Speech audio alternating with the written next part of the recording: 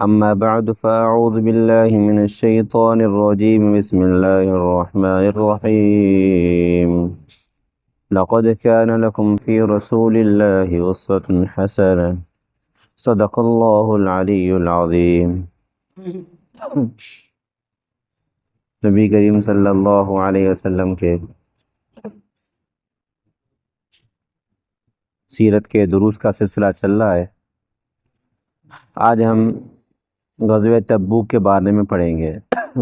جیسے ہم نے پیچھے معلوم کیا کہ الحمدللہ نبی کریم صلی اللہ علیہ وسلم نے پورا عرب فتح کیا۔ آخری جو یعنی کہ راستہ تھا، آخری کیل تھی جو یعنی کہ عربوں میں ٹھوکنی تھی، جس کے بعد عرب جو ہے بالکل لاجواب ہو گئے۔ حضور کے پاس وہ دوبارہ حملہ نہیں کر سکتے تھے، وہ حنین کی جنگ تھی، اس میں بھی الحمدللہ حضور صلی اللہ علیہ وسلم کو فتح یابی نصیب ہوئی۔ اب اس کے علاوہ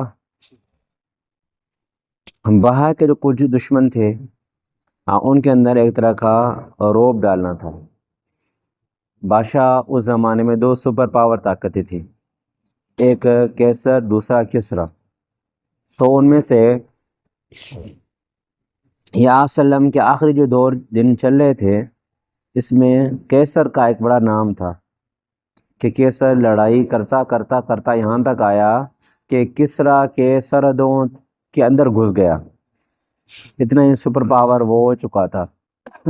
اب یہ سپر پاور جو طاقت تھی، اس سے مسلمانوں اور خاص کر عربوں کا ٹکر کھانا یہ بڑی بات تھی۔ انہوں نے کبھی اس کا سوچا بھی نہیں تھا اتنی سپر پاور طاقت ہوگی یعنی ہے، اور ہمیں اس کا ٹکر کھانا بھی ہے، انہوں نے کبھی سوچا نہیں تھا۔ اور ادھر جو ہے کیسر والے، ان کے دل و دماغ میں یہ بات یعنی بیٹھی ہوئی تھی کہ یعنی کہ محمد صلی اللہ علیہ وسلم جو ہے کبھی ہمارے اس علاقے کا فاتح بنے گا، جیسا کہ حضور کا جیسا کہ ابو سفیان رضی اللہ تعالیٰ عنہ کا جو ہرقل بادشاہ سے جو انٹرویو ہوا تھا نا، تو انٹرویو کے آخر میں اس نے یہی بات کی تھی تاکہ یہ اگر تم جو باتیں کہہ رہے ہو یہ واقعی اس نبی میں پائی جا رہی ہیں، تو ایک دن جس جگہ میں بیٹھا ہوں اس کا وہ مالک بنے گا۔ ان کو اندازہ تھا۔ اور ادھر یعنی کہ عربوں کو بھی یہ بات لگی تھی، جیسا کہ ابو سفیان رضی اللہ عنہ جب وہ انٹرویو سے فارغ ہوا، کہا کہ ابن ابی قبشہ کا معاملہ زور پکڑ گیا ہے، یعنی محمد علیہ السلام کا جو معاملہ ہے سلطنت کا زور پکڑ گیا ہے کہ بن الاسفر یعنی بادشاہ ہرقل وہ ان سے ڈر رہا ہے، بادشاہ ڈر رہا ہے ان سے، معاملہ اس کا آگے ہے۔ لیکن عرب جو ہے اس بارے میں ابھی تک اتنے بڑے سوچ میں نہیں تھے۔ وہ کہتے تھے کہ یعنی ہرقل بادشاہ کا یعنی کہ ایک ایسا تھا غسان کے جو بادشاہ تھے نا، وہ انہی سے ڈرتے تھے، وہ ان کا ایک حصہ تھا، انہی سے ڈرتے تھے کہ کہیں وہ حملہ نہ کرے، کیونکہ ان کی باتیں چلتی تھیں کہ وہ جو حملہ نہ کریں۔ وقتاً فوقتاً یہ ڈر لگتا تھا کہیں غسانی حملہ نہ کریں، کہیں غسانی حملہ نہ کریں، کہیں غسانی حملہ نہ کریں، یہ بات ان کے اندر تھی۔ اور ادھر جیسا کہ ہم نے پیچھے پڑھا، ہرقل جو بادشاہ تھا سن 7 ہجری میں، ہوا یہ تھا کہ جب اس نے یعنی ایران کو فتح کیا، اور اس نے اس خوشی کی وجہ سے جو ہے وہاں سے نکل کر حمص سے ایلیا کے طرف یعنی فاتحانہ انداز میں وہ چلا تھا کہ ہر جگہ پر وہ جاتا، قالینیں بچھی ہوتی ان پر سے گزرتا، ان پر پھول چھڑکے جاتے، یوں کرتے کرتے جو ہے وہ بیت المقدس کے طرف پہنچا، اور وہاں پر نبی علیہ السلام کا ان کو خط پہنچا تھا۔ تو یعنی کہ ابھی یہ سن 7 ہجری کا واقعہ ہے، اور ان کو پتہ بھی نہیں تھا کہ 2 سال کے اندر اندر جس حضرت نے ہمیں خط بھیجا ہے 2 سال کے اندر اندر ہمارا ان کے ساتھ ٹکر بھی ہوگا۔ یعنی کہ 2 سال قریب وہ یعنی سن 9 ہجری کا واقعہ گویا کہ ہوا۔ تو پھر کیا ہوا کہ اس وقت یہ واقعہ تھا، حضور کو یہ اطلاع ملی کہ رومی یعنی کہ عرب کے شمالی سرحدوں میں حملے کی تیاری کر رہے ہیں۔ عرب کا جو شمالی حصہ ہے نا، اور روم کے لوگ آ رہے ہیں اور حملہ کر رہے ہیں۔ اور یعنی کہ یہ خبر بھی حضور کو نبیوں کے ذریعے سے ملی کہ ہرقل جو بادشاہ ہے نا، اپنے یعنی سپاہیوں کی 1 سال کی خوراک کا انتظام کر چکا ہے، 1 سال کا، اور اس کے ساتھ لخم، جذام، عاملہ، غسان اور عرب کے دوسرے فاتح قبیلے ہیں، وہ سب شامل ہیں، ان کی دستے بلقا تک پہنچ چکے ہیں آپ پر حملہ کرنے کے لیے، حضور کو کہا گیا۔ ایک تو اس وجہ سے حضور نے جماعت اپنے تیار کی، اور دوسری وجہ یہ بھی تھی کہ منا جو پڑوسی جو حکومت سلطنت تھی ان کو آپ علیہ وسلم جو ہے نا ایک روب ڈالنا چاہتے تھے کہ یہ جو یعنی کہ مسلمان یا اسلام جو ہے نا یہ نہیں بڑھتی ایک طاقت ہے، یہ ایسے ایسے نہیں ہے، مفت مال نہیں ہے کہ کہیں یعنی تمہارا یعنی موڈ ہو تو ان کو کھانے چلے آئے. کبھی ہوتا ہے نا یہ مفت کا مال ہے، جو آئے چلے، جو آئے اس کا یہ علاقہ لے کر جائے، یہ مفت مال نہیں ہے. ان پر روب ڈالنا چاہ رہے تھے، ان کو چیلنج کرنا چاہ رہے تھے کوئی حضور صلی اللہ علیہ وسلم، اس لیے حضور نے سبقت کی. ایک وجہ یہ بھی تھا، اور ایک وجہ یہ بھی تھا کہ یعنی کہ جزیرہ عرب کے جو قبیلے تھے جو اپنے حساب سے با اقتدار تھے، نے فاتحانہ سوچ کے تھے، اور یعنی کہ ابن عرب کے وہ قبیلے جن کے دلوں میں خاص کر جو ہے ہیرقل بادشاہ ان کا یعنی کہ روب بیٹھا ہوا تھا، ان کا روب بیٹھا ہوا تھا. حضور علیہ السلام گویا کہ ان کو بتانا چاہ رہے تھے کہ یہ جو ہے کوئی بڑی طاقت نہیں ہے، اور اس کے علاوہ وہ یہ سمجھتے تھے کہ یہ ہرقل بادشاہ بہت بڑی طاقت ہے اور اسلام جو ہے اس میں طاقت نہیں ہے. اور حضور یہ بتا رہے ہیں کہ اسلام جو ہے یہ کوئی ہلکی بلکی چیز نہیں ہے، یہ بڑی طاقتور طاقت ہو کر سامنے ابھرتی ہوئی جا رہی ہے. تو بہرحال آپ علیہ السلام نے جب ان باتوں کو دیکھا، اس کے پیش نظر آپ علیہ السلام نے جو ہے اپنے صحابہ کرام کا سن 9 ہجری تھا، رجب کا مہینہ تھا، حضور نے اس وقت اپنے صحابہ کرام کے 30,000 جماعت کے دستہ تیار کیا. 30,000 کی جماعت، یہ آپ صلی اللہ علیہ وسلم اور عربوں کے لیے خاص کر یہ گویا کہ بڑی فوج تھی اس زمانے کے حساب سے. اور حال یہ تھا سخت گرمی تھی اور ابھی تک کھجور پک رہے تھے، ابھی تک کھجور پک رہے، پکائی کٹائی وغیرہ کے ایام بالکل قریب تھے. اب وہ تو یہ چاہتے ہوں گے نا بھئی ہمیں تھوڑا ٹائم چھوڑا جائے تاکہ یعنی کھجور پکیں اور پھر حملہ کریں. نبوی حکم تھا کہ نہیں ابھی چلنا ہے، بھائی ٹھنڈ ہے اور یہ گرمی ہے تھوڑی ٹھنڈ آنے دیں، نہیں بھائی ابھی چلنا ہے، بھائی بندوبست اتنا ابھی تک نہیں ہے، پیسے بھی جمع ہو، یہ وہ کہا کہ ابھی چلنا ہے. تو آپ علیہ السلام اور اللہ کی طرف سے گویا کہ بہت بڑا مسلمانوں کے لیے امتحان تھا، اور سفر بھی بہت دور کا سفر تھا، اور جس دشمن سے مقابلہ کیا جا رہا تھا اس زمانے کا سپر پاور تھا، اس کے مقابلے کے لیے جا رہے دستہ. اور ان کے پاس یعنی کہ سامان دینے کو استعمال کرنے کو اتنی بڑی چیز بھی نہیں ہے. جو ویسے آپ صلی اللہ علیہ وسلم کا یہ معمول تھا، جب بھی آپ صلی اللہ علیہ وسلم یہ جنگ پہ جاتے تھے نا تو آپ صلی اللہ علیہ وسلم عموماً اس معاملے کو چھپایا کرتے تھے، یعنی کہ خفیہ اس کو رکھتے تھے. لیکن یہ معاملہ، اس جنگ کا معاملہ چونکہ یعنی کہ بڑا تھا اور لمبا سفر تھا اور بڑی بڑی مشکلات پیشانی تھی، حضور نے پہلے سے صاف بتا دیا کہ اس رخ پہ جانا ہے، اپنی خوب تیاری پکڑے، اور زمانہ بھی سخت ہے، اس میں پورا بندوبست کرتے چلے جائیں. حضور کا اعلان تھا. جو منافقین تھے ان کو پتا تھا کہ بھائی اس طرف ہم جانے والے نہیں ہیں، تو انہوں نے کیا کیا، انہیں بہانے بنائے. بہانے کیوں بنائے؟ اس وجہ سے ان کو پتا تھا دشمن خطرناک ہے، خطرناک دشمن سے کیسا مقابلہ کریں، موسم بھی سخت ہے، گرمی کی شدت ہے، جہاد سے ان کو دلچسپی نہیں تھی، اس وجہ سے انہوں نے صاف انکار کیا، ہم ہی نہیں چلنے والے. تو اللہ نے ان کا قصہ سورۃ توبہ میں بیان فرمایا، فرح المخلفون بمقعدهم خلاف رسول اللہ وکرہوا ان یجاہدوا باموالہم وانفسہم فی سبیل اللہ وقالوا لا تنفروا فی الحر قل نار جہنم اشد حرا لو کانوا یفقہون. جو پیچھے ہٹنے والے لوگ ہیں نا وہ نبی علیہ السلام کے مرضی کے خلاف پیچھے رہنے میں خوش ہیں، وہ کہتے ہیں ہم پیچھے ہوں گے بس ہم نہیں جائیں گے، اور وہ اس بات کو ناپسند کرتے ہیں کہ اپنے مالوں اور اپنے نفسوں سے اللہ کے راہ میں جہاد کریں، ان کو جہاد سے دلچسپی نہیں ہے. اور وہ کہتے ہیں کہ بھائی گرمی میں نہ جاؤ، گرمی میں مت نکلو نا، گرمی مت نکلنا، گرمی مت جانا. تو اللہ پاک ان کو جواب دے رہا اپنی طرف سے، اس گرمی کو دیکھ رہے ہو، کل اے پیارے پیغمبر صلی اللہ علیہ وسلم آپ کہہ دیجئے نار جہنم اشد حرا، جہنم کی آگ اس گرمی سے بہت زیادہ گرم ہے، لو کانوا یفقہون، اگر وہ سمجھیں بات. تو کتنا اللہ پاک گویا کہ صحابہ کرام کو تیار کر رہے ہیں، منافقین کو جواب دے رہے ہیں. بہرحال آپ علیہ السلام کی طرف سے جو ہے اعلان ہوا، صحابہ کرام تیاری کر لی، اور حضور نے اس میں یہ بھی دعوت دی تھی کہ بھائی یعنی کہ اللہ کے راستے میں جا رہے ہیں، یعنی کہ تم جس کو جو یعنی دینا ہو وہ دے دیں. تو صحابہ کرام نے جو ہے اس میں بہت کچھ دیا. جیسا وہ مشہور واقعہ ہے کہ یعنی کہ ابو بکر صدیق رضی اللہ تعالیٰ عنہ نے بھی اپنا مال لایا، عمر فاروق رضی اللہ نے بھی اپنا مال لایا، تو عمر فاروق رضی اللہ عنہ کا مال کچھ زیادہ نظر آ رہا تھا، ابو بکر صدیق کا کچھ کم. وہ ان کا نا آپس میں صحابہ کی ریس ہوتی تھی اعمال میں. ہماری ریس کیا ہوتی ہے؟ دنیا کے مال کے جمع کرنے میں، دکان کے بڑھانے میں، گاڑیوں کے بڑھانے میں. صحابہ کرام کی ریس اعمال میں ہوتی تھی. تو عمر فاروق نے فرمایا آج میں ریس میں جیت جاؤں گا ابو بکر صدیق رضی اللہ عنہ سے، کیونکہ اس کے پاس تھوڑا مال ہے، میرے پاس زیادہ مال ہے. تو جب مجھ سے حضور نے پوچھا کہ میں نے کہا عمر کیا لائے ہو، تو میں نے کہا کہ حضور اپنے گھر کا جو بھی مال تھا اس کے 2 حصے کر کے ایک پورا ایسا گھر چھوڑ کے دوسرا پورا ایسا حضور کی خدمت میں لایا ہوں. یہ بڑی قربانی ہے، بڑی قربانی ہے. اپنے گھر کا پورا مال پراپرٹی، میرے پاس میں نے 2 کروڑوں کا مال رکھوں، ایک پورا کروڑ حضور کی خدمت میں، بڑی قربانی ہے کوئی کرے. تو بہرحال تو ابو بکر صدیق رضی اللہ عنہ سے حضور نے پوچھا کہ ابو بکر کیا لائے ہو؟ حضور گھر میں جو بھی تھا سب کچھ لایا ہوں. یہ سوئی جو ایک تھی نا اس کو بھی نہیں چھوڑا، وہ بھی لایا ہوں. کا پیچھے کیا چھوڑا؟ اللہ اس کا رسول کا نام چھوڑ کے آیا منا، انہی کے سارے سب کچھ چھوڑ کے آیا ہوں، بس سب کچھ. تو اللہ کے نام اتنا یعنی دینا کہ سب کچھ اللہ کے نام پہ قربان کرنا، یہ کوئی ابو بکر صدیق رضی اللہ عنہ نہیں کر سکتا ہے جن کو حضور سے بے پناہ محبت ہو.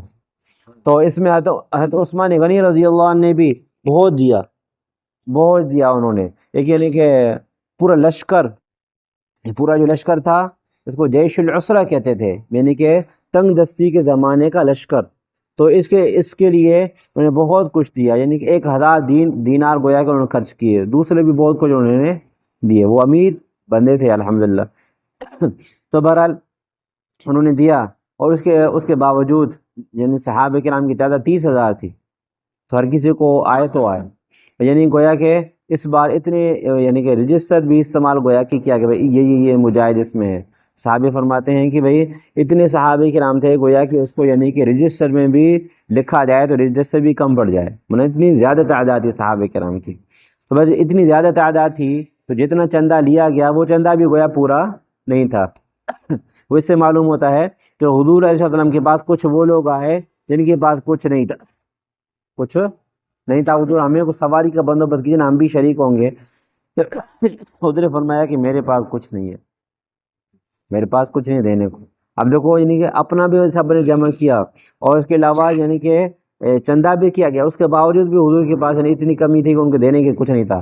تو بیچارے اس وجہ سے رہ گئے کہ ان کے حضور کو دینے کو کچھ نہیں تھا ان کے پاس، ان بیچارے خود کے پاس بھی نہیں تھا کہ کچھ خود خرچ کر لیتے. تو اللہ نے ان کو فرمایا کہ اگر یہ نہ جا سکے ان کے پاس بندوبست نہیں تو میری طرف سے معافی ہے ان کے لیے. تو اللہ نے ان کا تذکرہ بھی توبہ نے کیا، فرمایا وَلَا عَلَى الَّذِينَ إِذَا مَا أَتَوْكَ لِتَحْمِلَهُمْ قُلْتَ لَا أَجِدُ مَا أَحْمِلُكُمْ عَلَيْهِ تَوَلَّوْا وَأَعْيُنُهُمْ تَفِيضُ مِنَ الدَّمْعِ حَزَنًا أَلَّا يَجِدُوا مَا يُنْفِقُونَ. اور ان پر بھی کوئی گرفت نہیں جو جب آپ کے پاس آئے تھے کہ آپ ان کو سواری کا بندوبست کریں. آپ نے کہا لا اجد ما احملکم علیہ، میں تو نہیں پاتا ایسی سواری جس پر تو میں سوار کروں. پھر یہ بیچارے انہوں نے کیا کیا؟ تولوا، انہوں نے پیٹھ پھیری واپس چلے گئے. واعینہم تفیض من الدمع حزنا، اتنے سچے تھے، اتنا جہاد کا شوق تھا کہ پیچھے پھرے خوش نہیں ہوئے، پیچھے پھرے تو آنکھوں سے آنسو نکل رہے تھے، آنکھوں سے آنسو نکل رہے تھے. اس جہاد میں ہمارے یہ تب حضرات گئے اور ہم نہیں جا سکے، آنکھوں سے آنسو نکل رہے ہیں اس غم کی وجہ سے. اللہ یجد ما ینفقون، کہ وہ نہیں پاتے ایسی کوئی چیز جو راہ خدا میں خرچ کرے، جس سے رو رہے ہیں بیچارے. تو اللہ نے ان کو معاف کر دیا. اور اس کے علاوہ یعنی کہ اپنے حساب سے پوری تیاری صحابہ کرام نے کی. کچھ اس طرح کے صحابہ بھی تھے جن کا ارادہ تو مکمل تھا لیکن ذرا سی سستی کی وجہ سے جو ہے وہ رہ گئے، ان کا تذکرہ بھی آگے آ رہا ہے. تو بہرحال آپ علیہ السلام نے 30,000 مجاہدین کا دستہ تیار کیا. تیار کرنے کے بعد آپ وسلم تبو کے یعنی جنگ کے لیے روانہ ہوئے. اور جو ہے پہلے آپ وسلم نے سنیت الوداع کے یعنی جگہ پر آ کر پڑاؤ ڈالا، منا وہاں پر جا کر یعنی مدینے کے قریب ہی ہے، پتہ چلے کہ ہماری تعداد کتنی ہے، کون آیا کون نہیں آیا. تو آپ صلی اللہ علیہ وسلم نے مدینہ کا جو حاکم مقرر کیا نا وہ محمد بن مسلمہ کو کیا، کیونکہ آپ صلی اللہ علیہ وسلم کا معمول تھا کہ خود جاتے ہیں جہاد میں، پیچھے مدینہ کو خالی نہیں چھوڑتے تھے، کسی منع بندے کو وہاں کا نائب یا امیر یا حاکم مقرر کر دیتے، بھائی میرے بعد وہ انتظام سنبھالے. اور پھر اہل بیت کو سنبھالنے کے لیے علی رضی اللہ تعالیٰ کو مقرر کیا، بھائی اہل بیت کی ذمہ داری آپ کی ہے. اور جب علی رضی اللہ تعالیٰ عنہ نے وہاں برتے تھے، منافقین کی طرح طرح کی باتیں سنتے تھے، منافقین بھائی حضور گئے تو میں چھوڑ کے گئے، یہ وہ اس طرح کی باتیں۔ تو آپ صلی اللہ علیہ وسلم نے اور حضرت علی نے فرمایا کہ حضور آپ جا رہے ہیں، یہ سب جا رہے ہیں، اور آپ جو ہے ہمیں عورتوں کے ساتھ بچوں کے ساتھ چھوڑ کے جا رہے ہیں۔ تو حضور نے علی کو تسلی دی، فرمایا کہ علی کیا تم اس بات پہ راضی نہیں ہو کہ تم میرے لیے ایسے ہو جیسا کہ موسیٰ علیہ السلام کے ساتھ ہارون؟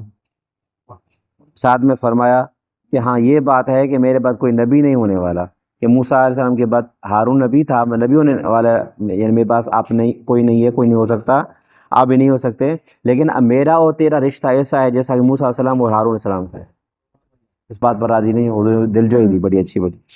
تو بہرحال یہ یعنی اس کے بعد یعنی کہ یہ لشکر روانہ ہوا، روانہ ہوتے ہوتے پھر حجر مقام پہ پہنچے، قوم سمود کی سرزمین تھی، وہاں پر ہوتے تو آپ صلی اللہ علیہ وسلم نے فرمایا یہ وہ زمین ہے جس پر عذاب نازل ہوا، قوم سمود والوں پر عذاب نازل ہوا، حضور کا گزر وہاں سے ہوا تھا، جا رہے تھے، لمبا سفر تھا نا۔ تو پھر آپ صلی اللہ علیہ وسلم نے وہاں پر فرمایا کہ بھائی یہاں پر کوئی نہ آئے، جو آتا ہے تو روتے ہوئے یہاں پر گزرے۔ تو آپ صلی اللہ علیہ وسلم نے خود بھی کیا اپنا رومال مبارک، چادر مبارک سر کی مبارک یوں رکھے، پھر چھپ کے حضور روتے ہوئے آگے نکل گئے۔ اس وجہ حضور نے فرمایا جس جگہ پر ایک بار عذاب آ چکا ہے تو دوبارہ وہاں پر عذاب آ سکتا ہے۔ اور یہاں تک حضور نے فرمایا کہ یہاں پر جو کنواں وغیرہ ہے اس کا پانی بھی استعمال نہ کرو۔ بس صحابہ کرام نے بھول چوک میں اس کا پانی استعمال کیا اور یعنی وضو کیا اور آٹا گوندا، حضور نے فرمایا گوندے ہوئے آٹے کو پھینک دو، خود نہ کھاؤ، جانوروں کو جا کر کھلاؤ۔ تو یعنی کہ تمہیں اس پانی استعمال نہیں کرنا، کیونکہ یہ قوم والوں کا پانی ہے جن پر تباہی نازل ہوئی تھی، جلدی باہر نکلو۔ اور آج ہم کیا کہتے ہیں، مونجو دڑو ہلو، ہاں اس طرح کی جگہوں میں جاتے ہیں جہاں پر ایک بار عذاب ہو چکا ہوتا ہے۔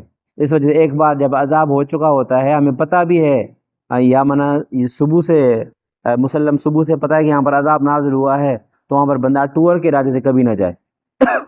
ایسے بندہ وہاں سے جائے تو یعنی چھپ استغفار کرتے ہوئے جلدی جلدی گزر جائے، کہیں عذاب دوبارہ آ کر ہمیں نہ یعنی کہ ختم کر لے، جلدی یہاں سے نکل جائیں، ٹور کی نیت سے نہیں جائیں۔ تو کیونکہ آج کل بھی یہ ٹور کی جگہ بھی ہو گئی ہیں اس طرح کی، جہاں پر ایک بار عذاب آ چکا ہے۔ بڑی بات یہ ہے کہ وہاں پر فحش عروانی کا میدان بھی منع، اب تو اللہ کے عذاب کو ڈبل دعوت دی جا رہی ہے۔ ایک تو ایک بار پہلے آ چکی تھی کہ اسی جگہ پر عذاب دوبارہ آنا ناممکن نہیں ہے، جلدی آ سکتا ہے۔ نمبر 2، وہ فحاشی کے اڈے بھی ہو چکے ہیں، بے پردگی، پورے کپڑے نہیں ہیں ان کے، اور یعنی کہ لڑکے لڑکیاں نہ جانے کس غلط ارادے سے وہاں پر جا کر شریک ہوتے ہیں، وہاں ڈبل اللہ تبارک و تعالیٰ کی دعوت کو وہاں پر دعوت دے رہے ہیں۔ تو یعنی کہ ایک شریف مسلمان کو چاہیے کہ بھائی وہ اس میں شریک نہ ہو، کہ خدا نخواستہ ایسا نہیں کہ وہ جو کہتے ہیں نا کہ سکن اگر صاحب سڑی ہوئیں، کہ بھائی یعنی کہ جو تو فاسق وہ تو جلے ہی، جو جن فاسق نہیں ہے شریف بندے وہ بھی جل جائیں۔ تو اللہ پاک ہم سب کو عافیت کا معاملہ فرمائے۔ تو بہرحال ایک روایت میں جو یہ آتا ہے کہ آپ صلی اللہ علیہ وسلم فرمایا یہ کنواں نہیں، وہ اس کنویں سے پانی استعمال کرو جہاں سے حضرت یعنی کہ صالح علیہ السلام کی جو اونٹنی تھی وہ پیا کرتی تھی، وہاں سے استعمال کرو، اس کو استعمال کیا۔ ایک روایت میں ابھی ہے کہ شاید اسی کے اندر بھی پانی شاید قلت ہو، تو پھر آپ صلی اللہ علیہ وسلم سے ان کو شکایت کی، حضور یعنی آپ کہتے ہیں یہ کنویں سے استعمال نہ کرو لیکن ہمارے پاس پانی کا کوئی بندوبست نہیں۔ تو حضور نے پھر ہاتھ مبارک اٹھائے اور اللہ نے حضور کی دعا کی برکت سے اس قدر تیز بارش نازل فرمائی کہ ان کے ضرورت کا پانی مل گیا ان کو۔ یہ گویا کہ حضور کا ایک معجزہ تھا حضور کے نا۔ یہ ہم نے ابھی تو اس میں خاص معجزے نہیں پڑھے، علماء کرام نے کتابیں لکھی، خاص کر ہمارے سندھی علماء میں سے مختوم ہاشم ٹھٹوی صاحب رحمہ اللہ تعالیٰ نے کتاب لکھی قوت العاشقین، جس کا معنی ہے عاشقین کے خوراک۔ اس میں حضرت جی نے جو ہے یعنی کہ آپ وسلم کے معجزے جمع کیے ہیں، حضور کے معجزے جمع کیے، اس میں معجزے ہیں۔ اور یعنی کہ آپ معجزے دیکھیں گے تو حضور کے اتنے معجزے ہیں کہ شاید کوئی سفر خالی جس میں حضور کا معجزہ نہ ہو۔ اس سفر میں جاتے تھے تو معجزے ہوتے تھے، واپس آتے تھے معجزے ہوتے تھے، کئی معجزے ہوتے تھے۔ تو بہرحال اس طرح صحابہ کرام اس طرح معجزوں کو دیکھتے تھے۔ جب آپ صلی اللہ علیہ وسلم تبوک کی طرف یعنی کہ لے جا رہے تھے اور پیچھے منافقین آئے تو نہیں تھے، لیکن ان کی باتیں کیا تھیں، وہ کہہ رہے تھے بھائی یہ کیا سمجھے ہیں کہ ہم جو ہے بن الاسفر یعنی جو رومی ہیں ان سے جنگ کریں گے، انہیں جنگ کرنا اتنا آسان ہے، اس یعنی رومیوں کے ساتھ جنگ کرنا اتنا آسان ہے کہ یہ جائیں گے؟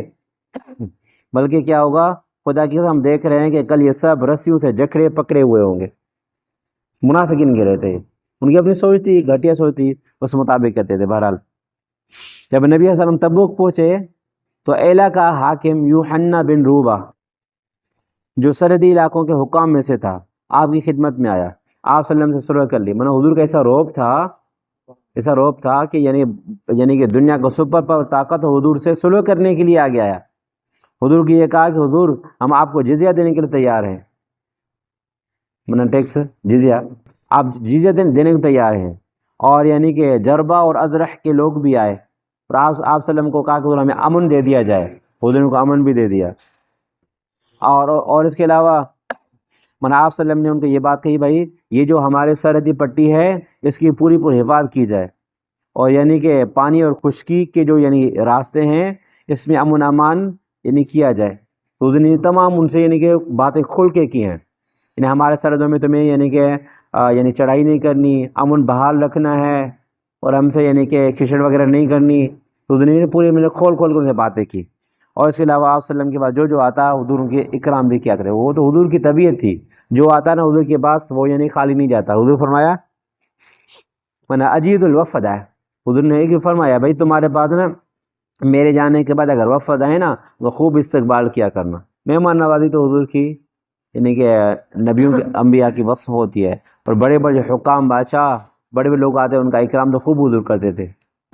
تو بہرحال اس طرح کیا ہوا کہ رومی جو ہے نا ان کو جب آپ علیہ السلام کا آنا معلوم ہو گیا تو پھر انہوں نے کیا کیا کہ حضور کے پاس آنے کے بجائے پیچھے ہٹ گئے، اور ادھر آپ علیہ السلام جو تھے آپ صلی اللہ علیہ وسلم نے بھی کیا تھا کہ ان کے پاس جانا تعاقب کرنا مناسب نہ سمجھا، کہ ہمارا مقصد تھا رو پڑ جانا، وہ پڑ گیا، مقصد تھا رو پڑ جانا، وہ رو پڑ گیا ہے۔ اس وجہ سے یعنی ہم جا کر سبقت نہیں کریں گے، ان پر چڑھائی نہیں کریں گے۔ وہ یعنی آنے تھے اتنی بڑی جماعت، اتنی بڑی طاقتور، وہ نہ آئے، وہ پیچھے تھے، ہم آگے کیوں سبقت کریں۔ کہتے ہیں عقیدر بن عبد الملک کندی نصرانی جو دومد الجندل کا حاکم تھا، رومی فوجی کا پشت پناہ بھی تھا، اس کی طرف سے حملے کی ضرور اطلاع ملی کہ وہ حملہ کے لیے آ رہا ہے۔ تو آپ صلی اللہ علیہ وسلم نے وہاں پر ٹھہر کر خالد بن ولید رضی اللہ عنہ کو 500 سوار دے کر کہا کہ ان کے پاس جا کے چڑھائی کرو۔ خالد بن ولید رضی اللہ عنہ وہاں پر گئے اور ان سے یعنی کہ خوب ہاتھا پائی ہوئی، جن میں اس یعنی کہ عقیدر جو یعنی حاکم تھا اس کو بھی گرفتار کر کے لایا گیا حضور کی خدمت میں۔ تو گویا کہ یہ بھی مسلمانوں کی ایک عظیم فتح تھی اس کے اندر۔ اور پھر آپ صلی اللہ علیہ وسلم کے پاس جب آئے تو حضور نے ان کو معاف کر دیا بعد میں، اور جزیہ پر ان کا صلح ہوا اور حضور نے پھر ان کو آزاد کر دیا۔ تو یوں آپ صلی اللہ علیہ وسلم کو بغیر کسی جنگ کے جو اتنا سفر تو لمبا مشکل کیا تھا، لیکن بغیر کسی جنگ کے اللہ تبارک و تعالیٰ نے حضور کا رعب کافروں کے دل میں ڈال دیا۔ حضور نے فرمایا مجھے اللہ نے 5 خصوصیت ایسی دی ہیں جو وہ خصوصیت کسی کو اللہ نے نہیں دی۔ ان میں سے ایک خصوصیت یہ ہے کہ اللہ نے مجھے ایسا رعب دیا ہے کہ 1 مہینے کے مسافت تک لوگ مجھ سے ڈرتے ہیں کافر۔ تو یہ حضور کی نبوت کی گویا کہ نبوت کا دبدبہ تھا۔ تو بہرحال اس وجہ سے کافر آ نہ سکے اور مسلمانوں کا جو مقصد تھا وہ حاصل ہو گیا۔ اور اس کے بعد آپ صلی اللہ علیہ وسلم پھر کئی راتیں وہاں پر رہے۔ حضور جب کسی علاقے میں جاتے تھے نا وہاں پر مزید رہتے تھے جنگ کے بعد بھی، اگر پتہ چلے کہ ایسا نہیں کہ ہم آئے اور بھاگ گئے، نہیں، ہم آئے تھے اطمینان کے ساتھ تھے۔ تم میں سے کوئی اپنے آپ کو یعنی کچھ سمجھتا ہے تو دوبارہ ہم سے مقابلہ کرے، ہم یہاں پر کھڑے ہیں، ہم بھاگے نہیں ابھی تک۔ کچھ راتیں حضور وہاں پر رہتے تھے، حضور پھر وہاں پر رہے اور پھر حضور جو ہے مدینہ منورہ تشریف فرما ہوئے۔ اور کہتے ہیں کہ اس بیچ میں کہ اور کچھ واقعے، عبداللہ ذو البجادین اس کی وفات کہتے ہیں تبوک میں ہوئی۔ یہ اسلام قبول کرنے کی کوشش کر رہا تھا لیکن اس کی قوم اس کو بار بار منع کر رہی تھی۔ آخر کار کیا ہوا، اس نے اسلام قبول کر ہی لیا۔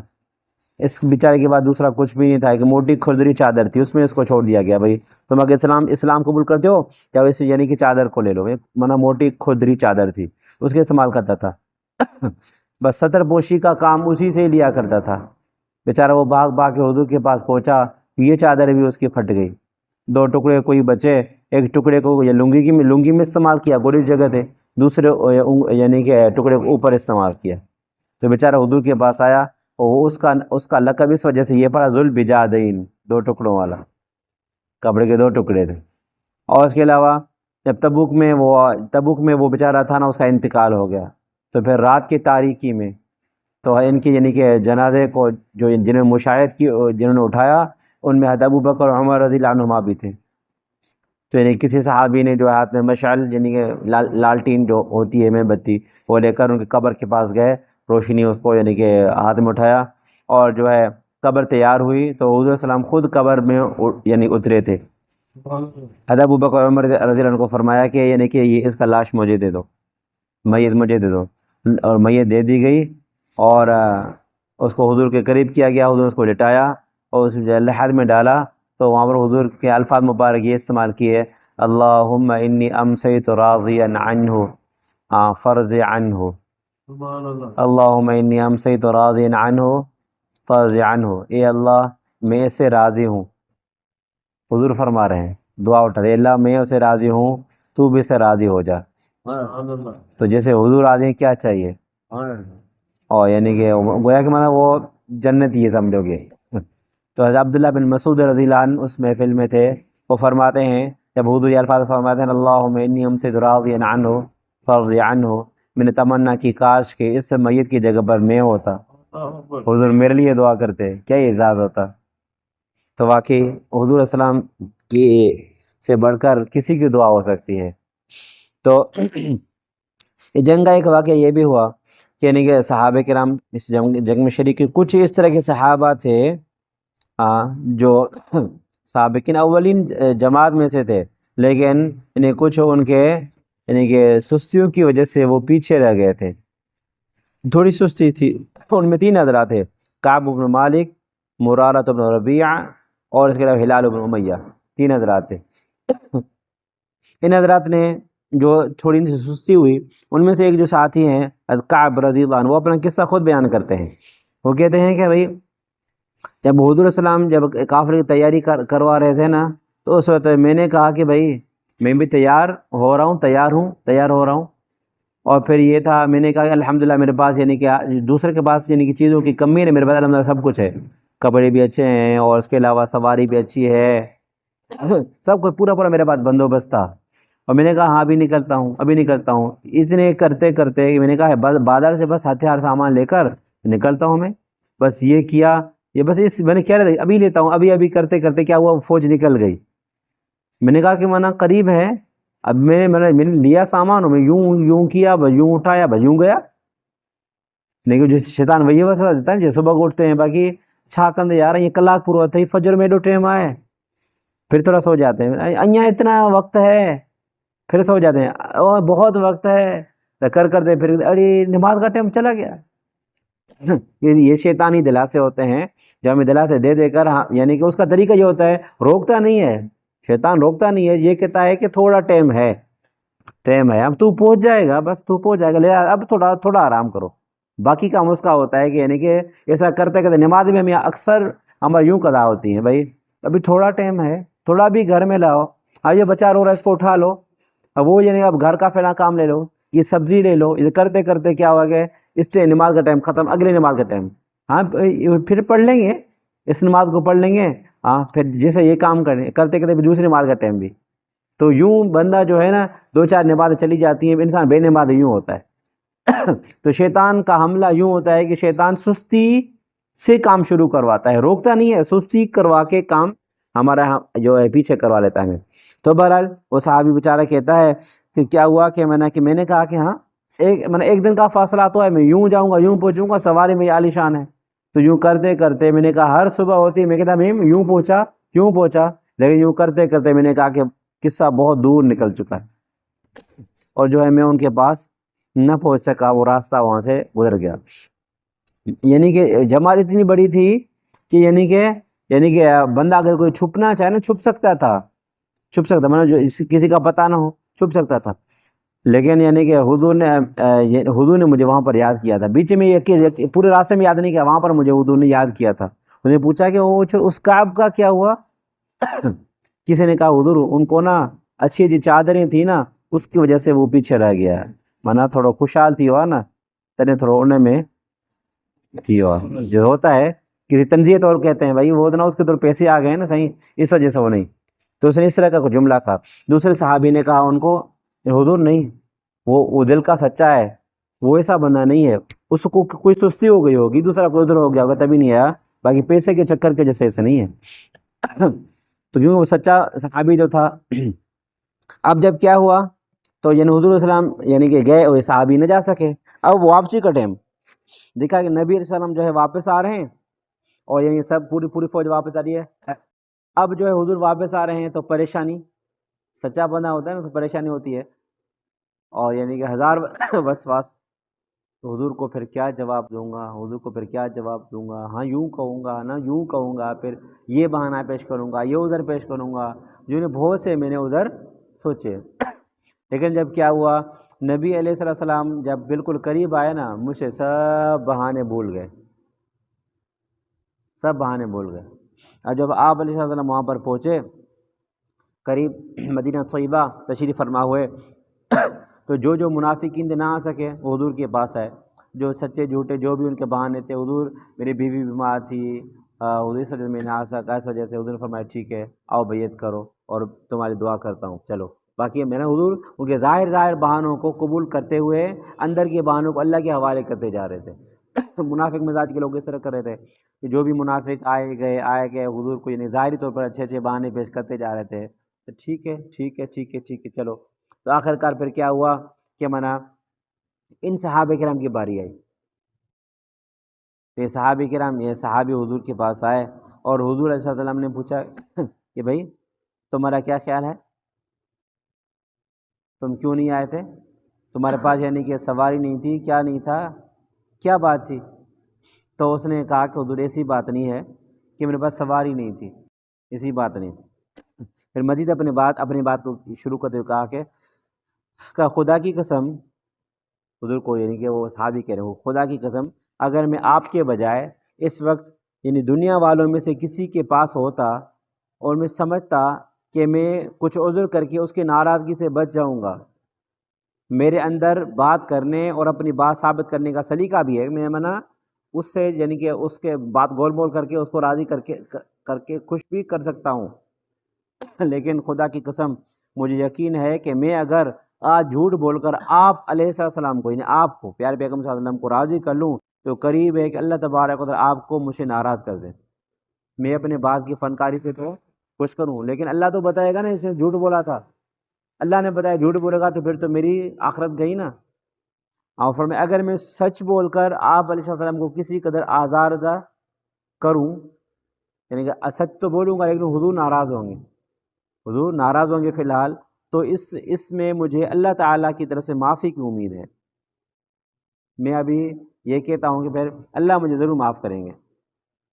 تو میں نے کہا خدا کی قسم میرے پاس کوئی بہانہ نہیں ہے، سچی میں یعنی کہ بغیر کسی وجہ کے بس ایسے خالی بیٹھا رہا. حضور یعنی کہ اللہ کی قسم جس وقت میں پیچھے رہ گیا تھا اس سے زیادہ میں کبھی صحت مند فارغ بال نہ تھا. اس بار الحمدللہ بڑی صحت تھی اور خوشحالی بھی بڑی تھی، لیکن بلا وغیر ہروبرو رہے اس پوچھا مونڈیوں کو بہانو نہ ہے موت. صحابے نے یہ بات کہہ کر چپ ہو گئے. خدا نے فرمایا کہ تم اللہ کے حکم کا انتظار کرو بس. تو یعنی کہ اب اللہ کے حکم کا انتظار کرو. یہ صحابی بالکل پریشان، صحابی اس بات کے یعنی پابند تھے اللہ کے رسول کا کیا حکم ہوتا ہے، جو حکم ہو آمنا صدقنا. تو کہا میں جیسے گھر سے باہر نکلا میں نے پوچھا کہ میں جو ہوں میرے جیسا دوسرا بھی کوئی شخص ہے جس کو حضور نے فرمایا کہ تمہارا مسئلہ پینڈنگ میں ہے، ہاں تم فی الحال تمہارا معاملہ اللہ خود یعنی جانے، اللہ خود اسے حل کریں گے. تو کہا کہ ہاں تمہارے دو ساتھی اور بھی ہیں جنہوں نے تیری طرح جیسا جواب دیا. انہوں نے کہا کہ حضور ہمارا کوئی بہانہ نہیں، ہم سے یعنی کہ ایسے رہ گئے. ایک مرارہ بن ربیع، دوسرا ہلال بن امیہ، یہ دونوں حضرات ہیں. کہا کہ ان سے بھی یہی معاملہ ہو گیا. اب کیا تھا کہ آپ علیہ السلام نے ان کے بارے میں فرمایا بھائی یہ جو حضرات ہیں تینوں ان سے بات کوئی نہ کرے، کوئی بات نہیں کرے گا، رشتہ ناتا کوئی نہیں اسی کے ساتھ بس. تو صحابی فرماتے ہیں کوئی تو ہر وقت جو ہے ہمارا یہ حال تھا، بازار میں جائیں ادھر جائیں ادھر جائیں ہم سے کوئی بات کرنے والا نہیں تھا. اب جو ہے اپنے علاقوں میں رہ کے کوئی بات نہ کرے بندہ کتنا اپنے آپ کو یعنی کہ نفسیاتی طور پر اکیلا محسوس کرے گا. تو یعنی اللہ کی طرف سے اور اللہ کے رسول کی طرف سے ایک امتحان تھا ان صحابہ کرام کے لیے بھی اور دوسروں کے لیے بھی. تو کہا کہ کوئی بات ہم سے نہیں کر رہا تھا، اتنے پریشان تھے. تاکہ میں تو دوسرے جو میرے ساتھی تھے نا وہ تھوڑے عمر رسید تھے، تو یعنی کہ پھر کیا ہوا وہ تو روتے روتے اپنے گھر میں انہوں نے پھر زندگی گزارنا شروع کی، وہاں پر رونے بھی اپنے زندگی ٹائم انہوں نے پاس کیا. میں تو نوجوان تھا، میں گھر میں بھی یعنی بیٹھنا پسند نہیں کر رہا تھا۔ میں کیا تھا کہ میں گھر سے باہر نکلتا، لوگوں سے میل جول رکھتا اور نمازوں میں آتا، چیزیں خریدنا وغیرہ سب کچھ میری ہوتی، لیکن کیا ہوتا کوئی مجھ سے بات نہیں کرتا تھا۔ جب مسجد میں آتا کہ نبی علیہ السلام جو تھے نا مسجد میں فارغ ہوتے، میں کہتا کہ السلام علیکم ورحمۃ اللہ وبرکاتہ، اور میری نظریں حضور کے ہونٹوں پر ہوتی، جواب ملتا ہے نہیں ملتا؟ جواب کوئی نہیں۔ اور اس کے علاوہ کیا تھا کہ جب حضور نماز پڑھتے تھے نا، میں یوں دیکھتا تھا حضور مجھے دیکھ رہے یا نہیں دیکھ رہے، کنکھیوں سے۔ اور پھر کیا ہے کہ حضور السلام یعنی مجھ سے منہ پھیرتے، جب میں نماز میں شروع ہوتا حضور مجھے یوں دیکھتے تھے۔ تو کہا کہ یہ عجیب معاملہ تھا، یعنی کہ کہتے ہیں نا یہ محبت کے عجیب یہ قانون ہوتے ہیں کہ اندر میں محبت بھی ہوتی ہے لیکن باہر میں تھوڑی جفا بھی ہوتا ہے، تاکہ محبوب کو ایک سبق دینا کہ بھائی تھوڑا سنبھل جائے، راستے پہ آئے۔ تو بہرحال کچھ اس طرح کا یہ معاملہ ان صحابی سے ہوا، تاکہ پھر کیا ہوا، اس کے بعد حضور نے فرمایا کہ بھائی بات چیت کچھ نہیں کرنا۔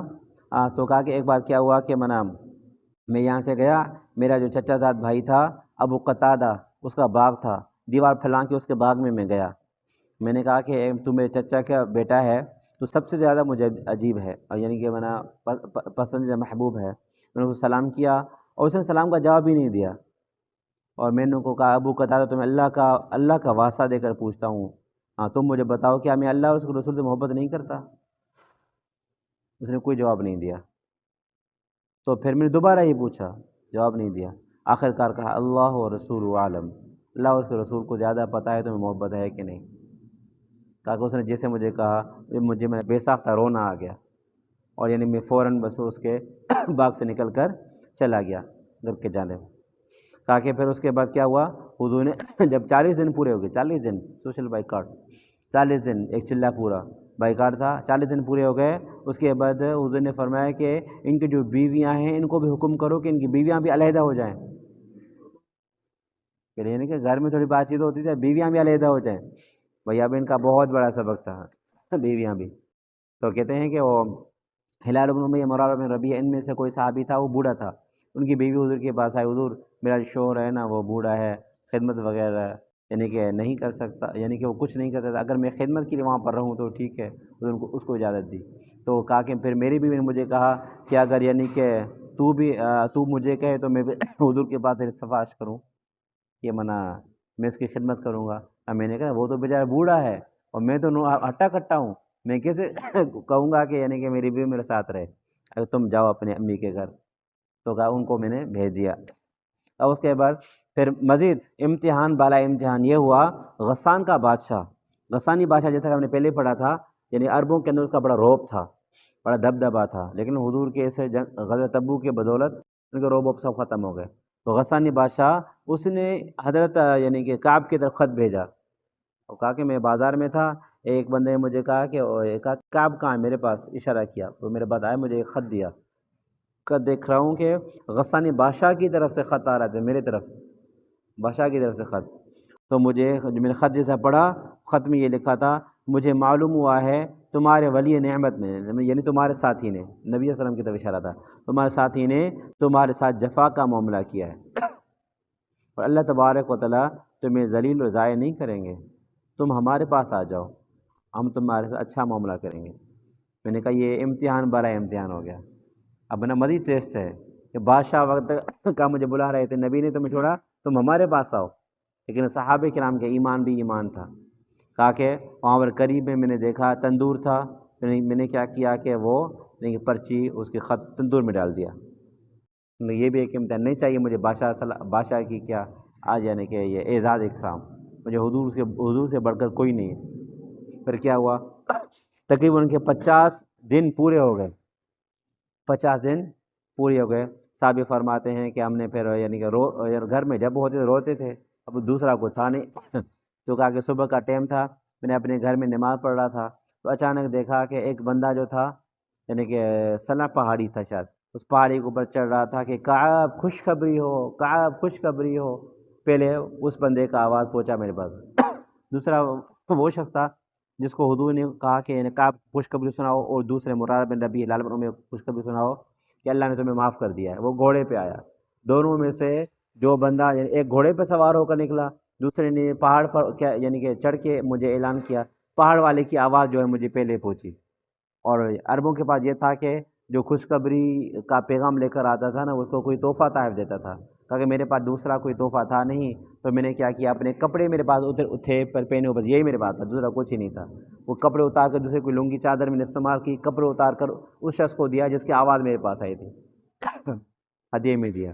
اس کے بعد جو ہے یعنی کہ میں جو ہوں وہاں سے نکلا، پھر نبی علیہ السلام کی خدمت میں جو پہنچا تو ساتھی جو ہے مجھے نہیں گیا، ہم تینوں ساتھیوں کو بار بار کے دیتے خوشخبری ہو، مبارک ہو، مبارک ہو، مبارک ہو۔ پھر نبی علیہ السلام کے پاس آیا، حضور علیہ السلام کا چہرہ مبارک جو ہے روشن منور تھا، تو حضور سے ملاقات کی، حضور نے میرے لیے مزید دعائیں بھی کی، کہا کہ اس طرح جو ہے الحمدللہ ہمارا معاملہ اللہ نے صاف کر دیا۔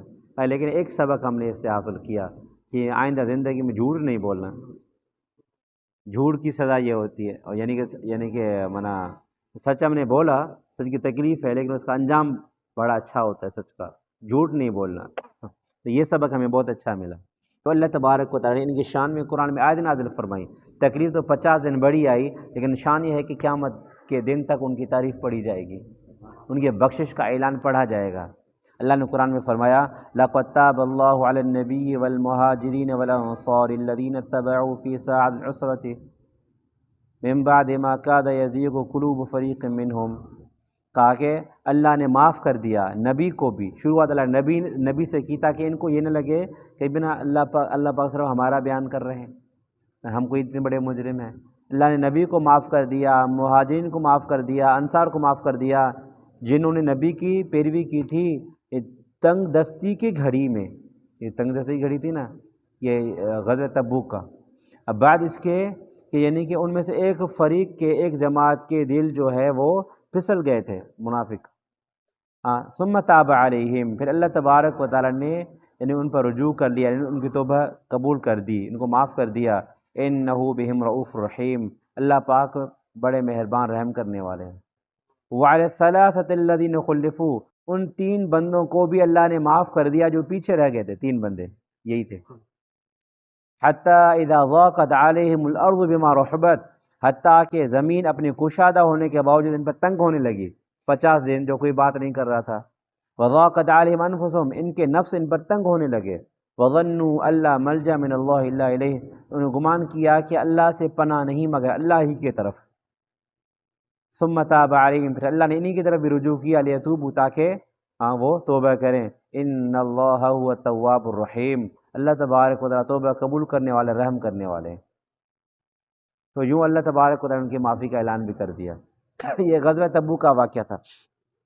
تو سمجھو کہ یہ نبی کریم صلی اللہ علیہ وسلم کے یعنی کہ سیرت کا جو ہم سلسلہ الحمدللہ پڑھ رہے ہیں، اس میں جو بھی غزوات ہوئے، غزوات اس جنگوں کے ہیں جس میں نبی کریم صلی اللہ علیہ وسلم کی بذات خود شرکت ہوئی ہو، آپ صلی اللہ علیہ وسلم کی بذات خود شریک، آپ صلی اللہ علیہ وسلم خود جنگ میں شریک ہوئے ہو۔ اس طرح کے غزوات جو تھے وہ 27 تھے، 27 غزوات تھے۔ اور اس کے علاوہ نبی علیہ السلام جو سریے بھیجے، جس میں حضور نے جماعتیں بھیجیں، وفد بھیجا، خود نہیں گئے تھے، تو ان کی تعداد تقریباً 60 بتائی جاتی ہے۔ تو یعنی کہ ان کا سلسلہ یہاں تک ختم ہو گیا۔ اب یعنی کہ غزوہ تبوک گویا کہ آخری جنگ تھی، اس کے بعد نہ یعنی کہ کوئی غزوہ ہوا، نہ کوئی سریہ ہوا، جو یعنی ہوا سب یہاں پر ختم، یعنی الحمدللہ اسلام پوری طرح پھیل چکا تھا۔ جزیرہ عرب میں اسلام کا رعب جو ہے جزیرہ عرب کے باہر کی پٹیوں تک پہنچ چکا تھا۔ لیکن تاریخ گواہ ہے کہ الحمدللہ حضور نے یہ جو جنگیں کی صرف کس لیے کی؟ اللہ کی دھرتی پر اللہ کا نظام قائم کرنے کے لیے، اپنی زمین کو بڑھانا مقصود نہیں تھا، اللہ کی زمین پہ اللہ کا نظام نافذ کرنا مقصود تھا۔ صرف للہ فی اللہ حضور نے یہ پورا کام کیا، اور اس کا اثر یہ ہوا کہ یعنی کہ اس میں جو لڑائیاں ہوئی، 27 غزوات اور 60 یعنی کہ سریے ملا کے تقریباً 90 کے قریب ہو جاتا ہے جنگیں ہوئی۔ ان میں جو لوگ یعنی کہ وفات ہوئے، کچھ مسلمان کچھ کافر، دونوں کو ملا کے تقریباً 1018 لوگ مرے ہیں بس، مانا 90 جنگیں ہوئیں اور 1018 لوگ مرے ہیں۔ اور اس کے علاوہ اگر آپ کافروں کی طرف سے دیکھیں، جو ہمارے پہلی جنگ عظیم ہوئی، دوسری جنگ عظیم ہوئی، کتنی بڑی بڑی جنگیں ہوئیں، ملکوں کے ملک اس میں لڑنے لگے، ان کا انجام کیا تھا؟ ان میں کتنے لوگ مرے؟ کہتے ہیں پہلی جنگ عظیم میں جو لوگ مرے تھے نا ان کی تعداد تھی 64 لاکھ، جن کا مقصد کیا، دنیا کو کیا فائدہ ملا پہلی جنگ عظیم میں، کیا ہمیں فائدہ ملا؟ کچھ بھی نہیں، صرف اتنا ہی تھا کہ طاقتور ملکوں نے یعنی کہ جو یعنی کہ کمزور ملک تھے اس پر اپنا دھاوا بول دیا اور جو ہے یعنی حملہ کر لیا اور کہا کہ بھئی ہمارا نام روشن ہو کہ ہم بڑی طاقت والے ہیں۔ پھر جنگ عظیم میں 64 لاکھ لوگ مرے ہیں۔ دوسری جنگ عظیم جو ہوئی تو آپ اس میں دیکھیں تقریباً جو ہے 3 کروڑ اور 3 کروڑ سے 6 کروڑ کے درمیان تک تعداد بتائی جاتی ہے دوسری جنگ عظیم میں۔ حضور کی تعداد کتنی تھی حضور کے زمانے میں؟ 1018۔ اب دیکھو میچنگ ہو رہی ہے، اور اس کے باوجود پھر یعنی کہ ہم مستشرق لوگ ہمارے اسکول کالجوں میں بات جو ہے یہ بچوں کو بات بتائی جاتی ہے سب سے زیادہ جنگ کر کے قتل کرنے والی قوم مسلمان ہے، العیاذ باللہ میں۔ مسلمان میں حضور نے جو جنگیں کی ان کے اندر یعنی کہ مرنے والے لوگوں کی تعداد یہ تھی، اور سب سے زیادہ قتل کرنے ان کو کہا جا رہا ہے۔ باقی وہ نہیں جرا یعنی نہیں دیکھا جا رہا ہے کہ بھائی تاتاری جو قوم تھی منگول، انہوں نے کتنے لوگوں کو قتل کیا۔ یہ نہیں دیکھا جا رہا ہے کہ بھائی اب مسلمان کو فلسطین میں شہید کیا جا رہا ہے، کتنے لوگوں کو صرف اسے یعنی کہ چند مہینے ہوئے ہیں کتنے یعنی کہ لوگوں کو، ہزاروں لوگوں سے تقریباً 30,000 سے 50,000 60 70 کے قریب پہنچنے والے ہیں، اتنے یعنی کہ جس میں بچے بوڑھے سب ہیں اس کو شہید کیا گیا ہے۔ اس کے علاوہ بیچ میں نہ جانے کتنے لوگوں کو یعنی شہید کیا گیا، بلکہ ان کے اپنے جنگی کلیسا میں ہوئی نا، یعنی قرون وسطیٰ کے اندر ان کی جو تحقیقات عدالتوں میں کو کلیساؤں کے ظلم و ستم اور ان کے جو مذہبی یہود و نصارہ کے جو مذہبی جو کچھ لڑائیاں وغیرہ ہیں ان میں جو لوگ مرے ان کی تعداد بھی 1 کروڑ 20 لاکھ بتائی جاتی ہے، 1 کروڑ 20 لاکھ، اور ان کے مقابلے میں مسلمانوں کی جو جنگ تھی وہ کچھ بھی نہیں ہے، کچھ بھی نہیں، نہ ہونے کے برابر۔ اور جو ہے اس کا جو مقصد بھی کیا تھا، یہی تھا کہ الفتنۃ اشد من القتل، فتنہ ختم کیا جائے، دنیا میں فتنہ نہ رہے، اور فتنہ جو ہے قتل سے بھی زیادہ سخت ہے، اس وجہ سے اگر قتل ہوتا ہے تو ہونے دیں لیکن فتنے کو روکا جائے، فتنے کا سدباب کیا جائے۔ اور دوسرا یہ تھا کہ وَلَكُمْ فِي الْقِصَاصِ حَیَاةٌ، اللہ نے فرمایا قصاص میں زندگی ہے، ایک بندہ کسی کو قتل کرتا ہے قصاص میں اس کو قتل کیا جائے، صرف ایک ہوا ہوتی ہے، ایک بندے کو قتل کیا جائے گا پورے پاکستان میں ہوا چلے گی کہ بھائی یہ سزا ہو گئی، سب لوگوں کی جانیں بچ جائیں گی، کوئی قاتل کسی کو قتل نہیں کرے گا کیونکہ اس کو انجام یہ بات ہوگی کل مجھے بھی یعنی کہ اس طرح مارا جائے گا۔ لیکن ہماری حکومت اس طرح نہیں کرتی، کتنے قتل روزانہ ہو رہے ہیں، بیچارے بچے بچیاں ماں باپ بہن بیٹیاں یعنی کس طرح کے یعنی مر رہے ہیں، وجہ کیا ہے؟ یہ اسلامی قانون نافذ نہیں کیا جا رہا ہے، اسلامی حدود نافذ نہیں کیے جا رہے ہیں۔ حضور نے جب اس طرح کیے، حضور نے جب یہ کام کیا یعنی کہ اللہ کی رضا کے لیے، اللہ کی دھرتی پر اللہ کا نظام قائم کرنے کے لیے، صرف 10 سال کی مختصر محنت تھی، 10 سال کی مختصر محنت تھی، یعنی اس میں بھی صرف 9 سال تقریباً حضور نے کوئی جنگ کی، 9 یا 8 سال جنگ کی، اور وہ جنگوں کی تعداد تقریباً 90 کے قریب ہے یہ ہوئی۔ اس کا فائدہ یہ ہوا کہ ایک مسافر عورت حیرہ سے لے کر کعبہ تک اکیلی طواف کے لیے جاتی تھی، اللہ کے سوا کسی کا ڈر اس کو نہیں ہوتا، نہ دھاڑیل نہ چور نہ چکاری نہ کچھ بھی۔ یہ اسلام کا یعنی کہ وہ اسلام سمجھو کہ عظیم فتح ہے اور عظیم انصاف ہے، یہ امن تھا۔ اور ایک عورت قادسیہ سے اپنے اونٹ پر چلتی ہے، بیت اللہ کی زیارت کو لی جاتی ہے، اس کو اللہ کے علاوہ کسی کا خوف نہیں ہے۔ اتنا امن برپا کیا حضور نے اپنے یعنی 8 9 10 سالہ کی یعنی کہ اس نظام حکومت میں، نظام نبوت میں، تو یہ فائدہ تھا۔ اس وجہ سے اگر ہمارے ملک والے بھی یہ کام شروع کر دیں، یہ کام شروع کر دیں کہ بھائی یعنی کہ اسلامی یعنی کہ نظام کو نافذ کر لیں، ہر چیز میں اسلامی نظام کو نافذ کر لیں، اپنے آپ انصاف ہو جائے گا۔ آج اگر آپ باہر ملکوں میں جائیں تو وہاں پر جو کچھ ہو رہا ہے، لیکن اس کے باوجود آپ وہاں پر دیکھیں گے باہر ملکوں میں جو کچھ ہو رہا ہے اس میں صرف یہ ہے کہ ظاہری بناوٹ ہے، لیکن خدا نہ خواستہ ان کے کیمرہ سسٹم ختم ہو جائے، پھر اندر سے بڑے بڑے بینک لوٹتے ہیں، بڑے بڑے بینک امریکہ میں لوٹے جاتے ہیں، یہاں پر کہتے ہیں ہر چیز کی سیکورٹی ہے تو وہاں پر لوٹے جاتے ہیں۔ اس کا معنی ہے کہ اس کا یعنی کہ صرف باہر بنا ہے، اندر نہیں بنا۔ اندر اگر بنتا نا تو ایک بندہ بیابان صحراؤں میں بھی اللہ کا خوف کر کے یعنی کہ غلط خیانت نہیں کرتا، اللہ کا خوف جو اندر میں آتا ہے، یہ اسلام سکھاتا ہے۔ آخری بات کہ سن 9 ہجری میں اللہ پاک نے گویا کہ یعنی کہ حج کو فرض کیا، اور حج کے لیے حضور نے امیر مقرر کیا ابو بکر صدیق رضی اللہ عنہ کو، جاؤ آپ حج کرو، اور مسلمانوں کو گویا نمائندہ بنایا۔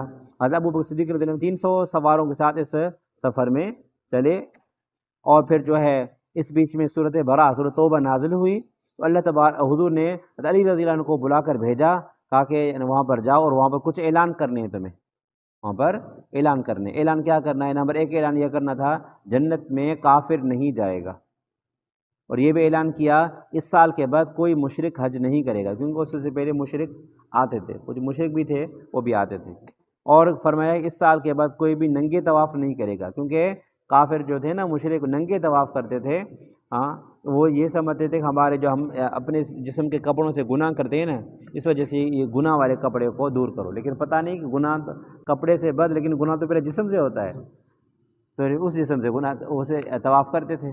تو بہرحال تو حضور نے فرمایا کہ بھائی اب ننگا طواف بھی نہیں کرنا، اور اصل میں یہ بھی فرمایا جن جن کافروں سے حضور کے معاہدے تھے، اب وہ معاہدے جہاں تک فکس ہیں ان کے بعد وہ معاہدے ختم، بس یہ چند اعلان تھے۔ حضرت علی رضی اللہ عنہ جب وہاں پر پہنچے تو ابو بکر صدیق سے ملے، تو ابو بکر صدیق نے پوچھا کہ علی کس طرح آئے ہو، امیر بن کے یا مامور بن کے؟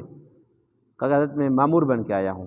پھر دونوں آپس میں ساتھ چلے، پھر حج بھی ہوا، حج کے بعد قربانی کا جب دن آیا حج میں، تو حضرت علی نے کھڑے ہو کر وہاں پر یہ اعلان کیا جو حضور نے بتایا، تو یوں یعنی کہ اسلام کا پہلا حج ہوا جس میں حضور تو نہیں تھے، حضور نے ابو بکر صدیق کو نمائندہ بنا کر بھیجا، حضور نے خود حج کیا، انشاءاللہ وہ کل پرسوں کے درس میں آئے گا۔ صلی اللہ پاک کی دعا ہے حضور کی سیرت کا تقریباً ہم نے کافی سلسلہ پڑھا، باقی 1-2 دروس میں باقی بچے ہیں۔ صلی اللہ پاک کی دعا ہے اس جو بھی حضور کی سیرت جو ہم پڑھتے جا رہے ہیں اس کو حضور کے محبت میں اضافے کا ذریعہ بنے، آخرت میں حضور کی شفاعت کا ذریعہ بنے، آمین ثم آمین۔